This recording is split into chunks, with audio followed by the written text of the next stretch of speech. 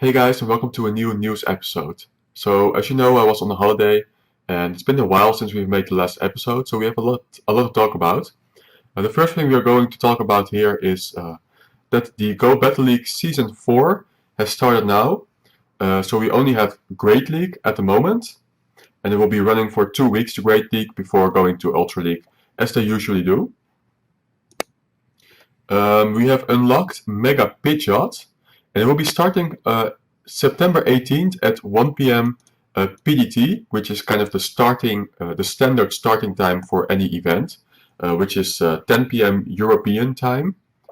So at that moment, Mega Pidgeot will be coming to Mega Raids. There is no word if it's going to replace other Megas. As you all know, we already have the Mega Blastoise, Mega Charizard X and Y, and Mega Venusaur in raids. I'm guessing that Mega Pidgeot will be an additional Mega Raid, so that we have an option out of 4.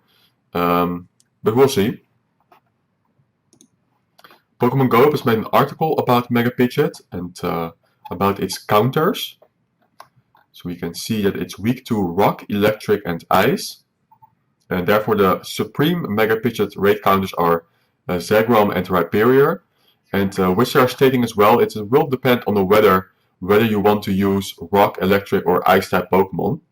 Obviously, if it's partly cloudy, then you would prefer to use more Rock type Pokemon, while if it's raining, you would go for the Electric types. There's a lot of great Mega Pidgeot raid counters. You can see Rampardos, Electivire, Raikou, Terrakion, Magnezone, Zapdos, Mamoswine, even Darmanitions, Galarian, Luxray, Tyranitar, and Aerodactyl. So it should be possible to have a good set of counters available. Tyranitar is easily accessible, so is Mamoswine.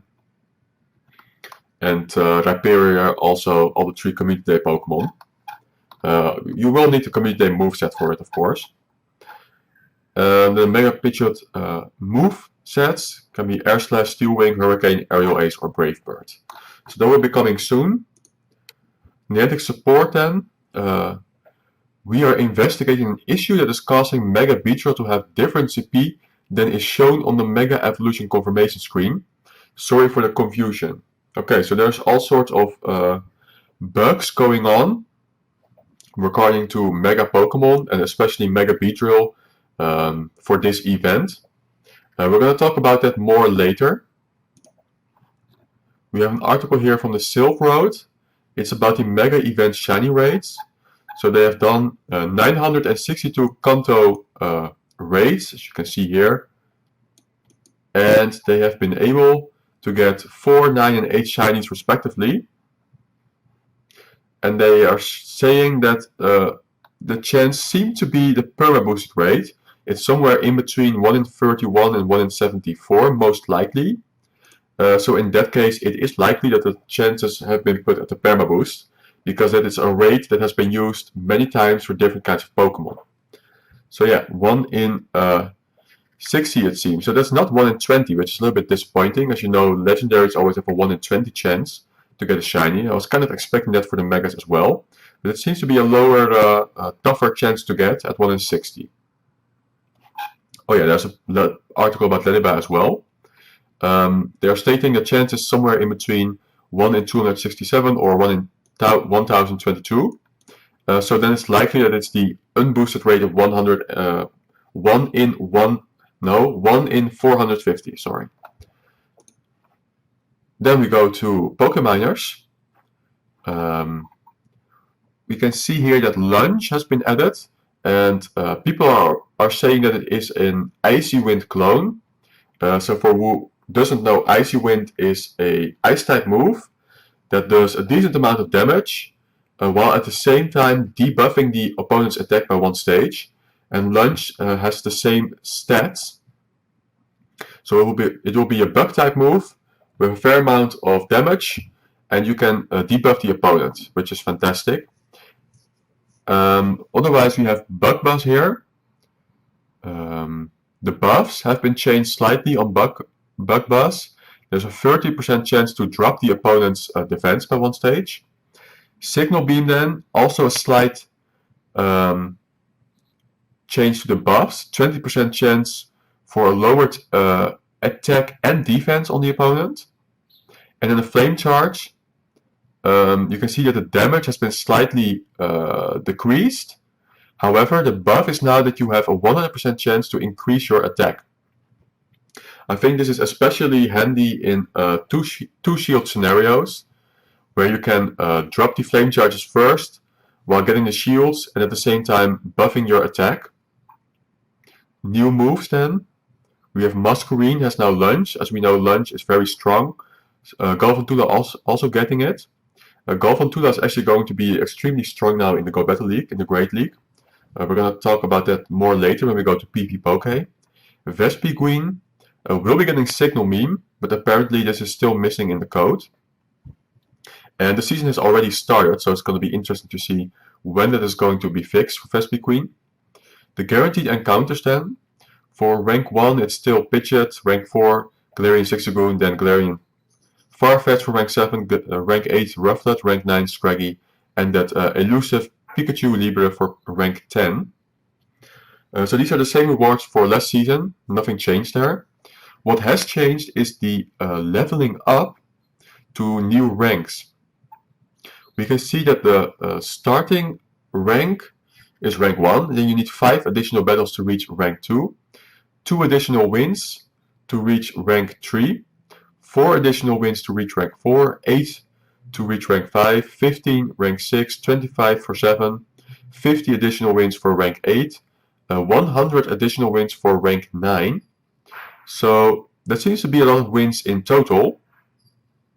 If I'm not mistaken, that put the total at 202 wins to reach rank 9. So the great thing is that if you are a decent battler and you're able to get 50% win rate, then it means that you have to do around 404 battles in order to get at rank 9. Even if you are not good and you have a bad ratio, still if you do 500 battles and you win 202 out of them, you will be rank 9. So right now, as long as you are battling a lot, you should be able to reach that rank 9. You could even start using tactics that whenever you are having a bad lead matchup, you could immediately drop the match and then go to the next one. I'm not saying you should, and people will think differently about this, whether it is bad sportsmanship or not, but I'm just saying it as it is. However, rank 10 is still 3000 rating, so if you are dropping matches, then you are basically saying I am not going for rank 10, because you are, once you hit rank 9, you will get an MMR, a rating, and if you have been dropping matches, your rating is going to be low, and it will be almost impossible to reach rank 10 from there. So if you want to reach rank 10, you should play every game seriously, even though you cannot see your rating until after 202 victories. But yeah, it seems now that rank 9 is actually accessible for everybody. Even if you're not the strongest battler, you should be able to dig it out. And then rank 10 is still going to be as tough as before, most likely. Although, as said before, there will be 1 week extra this season because of that Halloween Cup. And because of 1 week extra, it will be able to, more people will be able to reach rank 10 in the end. Okay. Then, more from Pokeminer. So this is Lunge. Damage 60, energy 45, and a 100% chance to decrease the attack by 1 stage. Then we are going to a quick summary here from the Sylph Arena. So we can see that Lunge has been added to Galvantula and Masquerine. Some changes to Bug Buzz, Flame Charge, and Signal Beam. And yeah, Vespiquen should be getting Signal Beam, but that's not happening at the moment. And all the cups here: Halloween Cup, October 26th to November 3rd. Flying Cup, September 24th. Go Battle League Night, so that's happening soon already. And here are all the leagues. Okay, moving on then. We have PvPoke. And PvPoke has been very active, so it's going to take a while to process all of the information from PvPoke here. Let's see what we have first. First thing to quickly note is that last season, when all leagues were coming back together, the Ultra Premier League was not available. The Premier Cup for the Master League was available, but for the Ultra League, the Premier Cup was not available. So whether that was a glitch or intended, I'm not certain. But yeah, it's most likely not going to be available then this season as well. So you will only be able to play that Ultra Premier during the Ultra League. Okay, now we're going to talk about the Mega Beedrill a little bit more. It's an interesting topic, but also a little bit tough to understand completely. He is saying here, credit to Hazit for discovering that power-ups affect Mega CP. I powered up Beedrill I caught today one level at a time and confirmed the results of the post. Essentially, the amount you've powered up a Mega Pokemon adds onto its current level. We can see here the Reddit post by Hazit. How to boost the CP of your Beedrill. Power up your Beedrill before Mega Evolving. As you power up more, the Mega Evolution CP gets higher. Purifying counts from level 8 to level 25 power-ups. Powering up followed by click Mega Evolve. Suspicion on why this occurs. During the event, any Beedrill you Mega Evolve becomes level 44. Because of the boost that we have now for the event. I suspect Niantic looks in your current Beedrill level and applies the additional levels when you Mega Evolve. So a level 1 Weedle will gain 43 levels to reach level 44. Now if you power up your Weedle from level 1 to level 40, the locked CP gain is also applied, giving the massive boost in CP. So does this boost affect the power of your Beedrill? From testing, yes. The following shows the difference between a powered up boosted Mega Evolve and a non-powered up Mega. Kyogre has been hit by 2 X-scissors in each picture. So we can see here, both Beedrill show pretty much the same CP. Actually, this one is lower in CP, but it's doing a lot more damage with those 2 fast attacks. Okay, so this is because he had powered up this Weedle or Beedrill before pressing Mega Evolve, as he is stating in this picture here. So if you would Mega Evolve at this moment, it would automatically go to 3492, because as he's stating, all of the Beedrill will go to level 44, regardless of what their current level is. So this 25 CP Beedrill will go to 3492, level 44.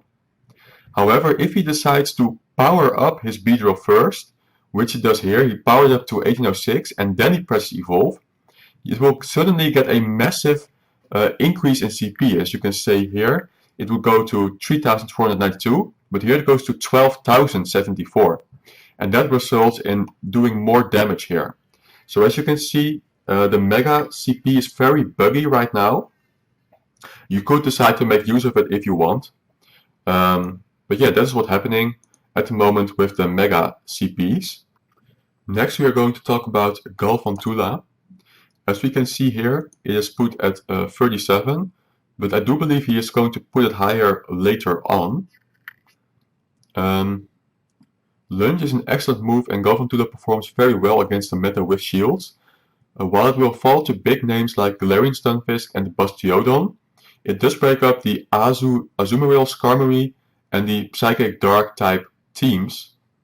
And here you can see the update to Galvantula. It is now ranked 2nd for the Go Battle League. You can see that it's best as a switch and for its consistency. So rank 2 now, Galvantula is one of the most important Pokemon now in the Great League. So make sure to make use of that during the Great League at this moment. Then we have Flame Charge, doesn't seem to be much of a relevance. For Mew in particular, it just isn't strong enough or fast enough for its main targets. Maybe later it could find some use on Volcarona. Signal Beam and Bug Buzz are just a footnote. Pokemon that preferred Bug Buzz will continue to prefer it. On Vespiquen, a 20% debuff chance doesn't seem worth giving up X-Scissors 35 energy spam or Power Gem's coverage. So even though there have been some changes to Signal Beam, Bug Buzz still seems to be a little bit better. Okay, then moving on. We have this message here from LeakDuck about the remote raid passes. I'm sure you've noticed that there is a small bundle with 3 remote raid passes that you can get for 1 coin. And then the event again. Let's look through it again. All about Mega Beedrill. You can receive Beedrill Mega Energy by completing event exclusive field research task. When you use Mega Beedrill in gym battles, team go rocket battles and trainer battles, During this event period, it will receive a temporary speed boost. As we just talked about, all Beedrill will go to level 44 regardless of their current level. And if you power it up before them, they will get that buggy extra boost, which makes them stronger than intended. We can still get the Mega Energy for Venusaur, Charizard, and Blastoise. We're getting word that Team Rocket will be using different Shadow Pokemon.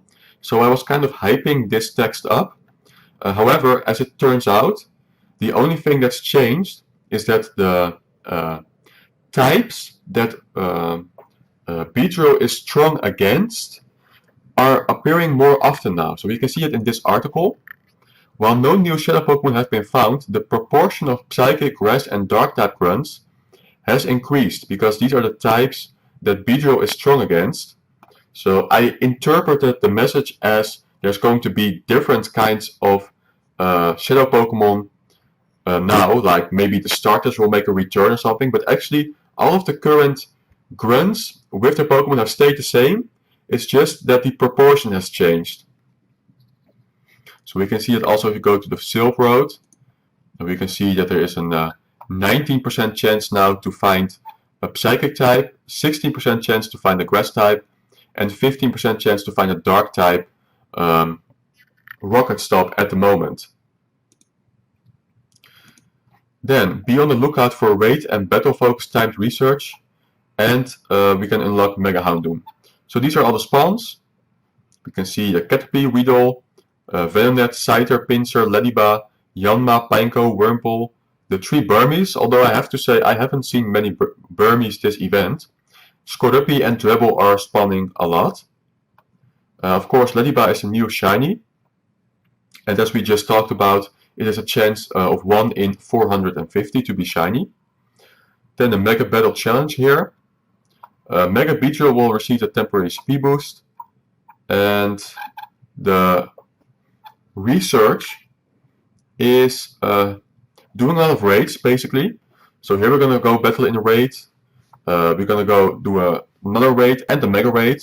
So if you do a Mega raid here, then you automatically have done the other raid as well. So it's just one raid basically. And then you have to do another 3 raids here. It will give you a couple of rewards, mostly a lot of Beedrill energy. We are actually able to get quite a bit of Beedrill energy this event. We have enough for sure to Mega Evolve your Beedrill for the first time. And after that you can Mega Evolve a couple more times. And especially when you find those tasks in the wild that tells you to Mega Evolve a Beedrill, it will cost 20 energy, but evolving your Beedrill for the second time will also cost 20 energy. So basically you're evolving your Beedrill for free at that moment. And I would advise to make use of it. Even if you have no plans of using it, you might as well do it because it counts for the badge. And here we can see all of the tasks. So not only Mega Evolve Beedrill for 20, we also have defeated Team Go Rocket Grunt for 10 Beedrill Mega Energy. So if you can find 2 of them, that's another 20. And we have catch 5 Bug type Pokemon for Beedrill Mega Energy, which is a bonus. So this is the bonus task that you can get for every new day, right? Whenever the timer hits to 0000 time, you will get that new daily task, and that can be 5 Mega Beedrill Energy for catching 5 Bug types.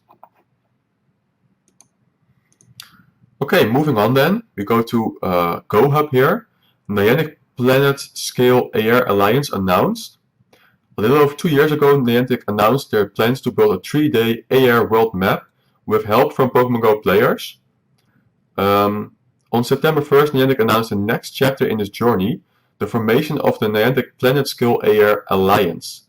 And it is basically with a lot of mobile companies. So we can see here Verizon, I believe this is T-Mobile, SoftBank, EE, Telecom, Globe, Telus. So there's a lot of, here we can see them all, a lot of companies, mobile companies from different parts of the regions, from different parts of the world that are going to cooperate with Niantic for this AR Alliance. So I'm not going to talk about that a lot right now, but this is something that is happening at the moment. Maybe more interesting information will come out later. And it is all about that 5G. So some people are really looking forward to it, some people are a little bit more skeptic about 5G, but this is going on. Cresselia then is at the moment in the race, so you can see it will be there till September 18th, so still a few more days. Can be shiny, of course. Unfortunately, Grass Knot is a legacy move, so you will still need to use an Elite TM to get the Grass Knot. You cannot get it from one in the wild. Here we can see some of the best counters. So you can see that the dark types, ghost types, and you could also use a bug type if you want.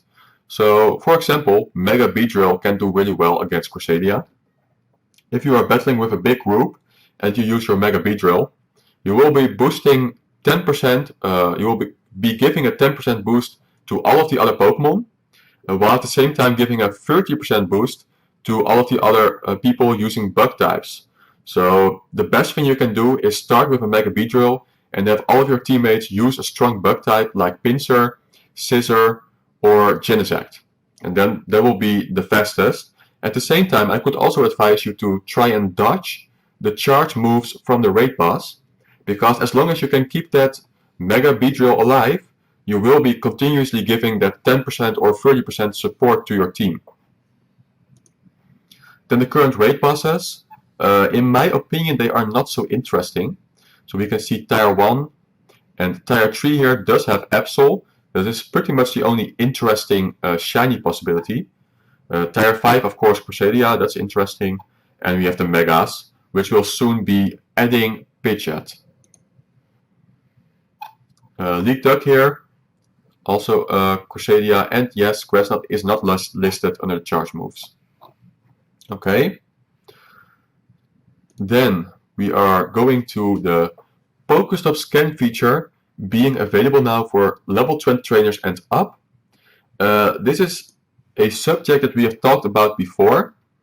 As we can see that because of the Pokestop scanning that we trainers can do, we can create a more realistic AR environment.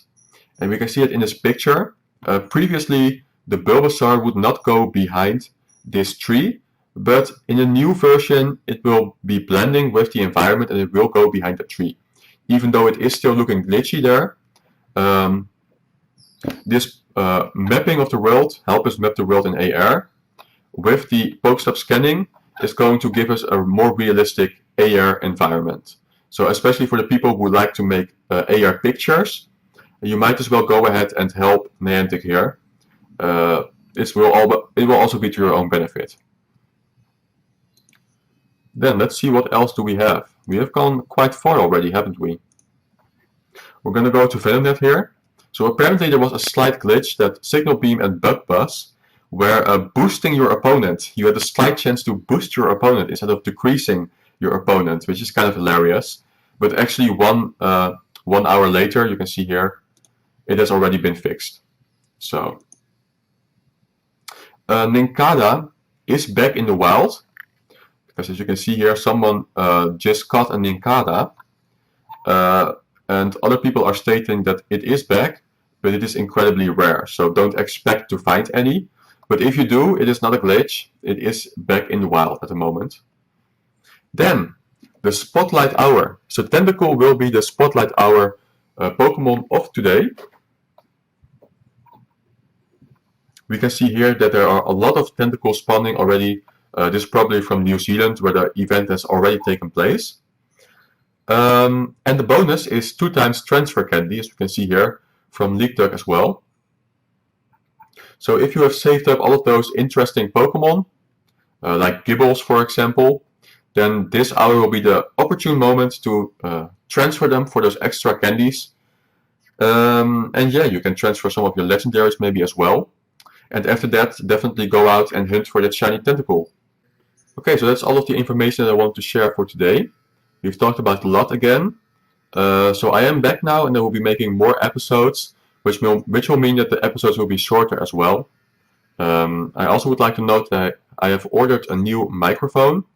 So I know that my voice has been cracking a little bit, hasn't been too great in the videos, but that should be changing very soon as a new microphone is coming. Alright, so with that being said, I will see you in the next episode. And yeah, we'll see what new information comes out.